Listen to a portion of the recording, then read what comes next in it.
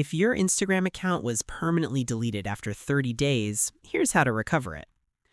Open your browser and type Instagram Help Center in the search bar. Tap on Official Instagram Help Center site. Click the three horizontal lines at the top right corner, then select Manage Your Account. Click the first option, scroll down, and below the Was This Helpful tab, click No, then select Other.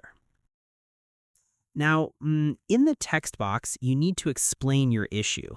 I'll put a recovery template in the description that you can copy and paste. Make sure to include your Instagram username and the email address linked to your deleted account. This is important for Instagram account recovery. Be clear and professional in your message. Once you've filled everything out, click Submit. Instagram support will review your request, and within 24 hours, your permanently deleted Instagram account should be restored. This method works even after the 30-day deletion period. If you found this helpful, don't forget to like and subscribe to Nulltech for more tutorials. See you in the next one.